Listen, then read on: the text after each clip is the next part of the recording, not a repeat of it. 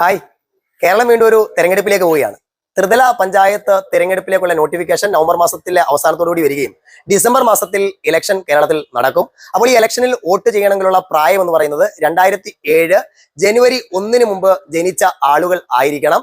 ഇവർക്ക് state election കമ്മീഷന്റെ voter ലിസ്റ്റിലെ പേര് ഉണ്ടായിരിക്കുകയും വേണം. അതായത് കഴിഞ്ഞ പാർലമെന്റ് തെരഞ്ഞെടുപ്പിൽ വോട്ട് ചെയ്തു എന്ന് പറഞ്ഞുകൊണ്ട് ഈ തെരഞ്ഞെടുപ്പിൽ വോട്ട് ചെയ്യാൻ കഴിയണമെന്നില്ല. അതിന് സ്റ്റേറ്റ് ഇലക്ഷൻ കമ്മീഷന്റെ വോട്ടേഴ്സ് ലിസ്റ്റിനകത്തിൽ പേരുണ്ട് എന്നുള്ള കാര്യം ഉറപ്പുവരുത്തണം.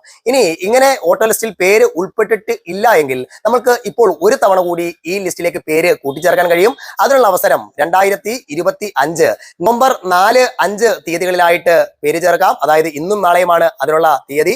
സ്റ്റേറ്റ് ഇലക്ഷൻ കമ്മീഷന്റെ വെബ്സൈറ്റ് വഴിയോ തൊട്ടടുത്തുള്ള പൊതുജന സേവാ കേന്ദ്രം വഴിയോ ഈ ലിസ്റ്റിലേക്ക് നമുക്ക് നമ്മുടെ പേര് കൂട്ടിച്ചേർക്കാനായിട്ട് കഴിയും. അപ്പോൾ എന്ത് ചെയ്യുക, ഇതുവരെയും വോട്ട് ചെയ്തിട്ടില്ലാത്ത, വോട്ട് ചെയ്യാനായി കാത്തിരിക്കുന്ന ഈ പറഞ്ഞ പ്രായപരിധിക്ക് ഉള്ളിൽ വരുന്ന ആളുകളിലേക്ക് ഇത് അയച്ചു കൊടുക്കുക.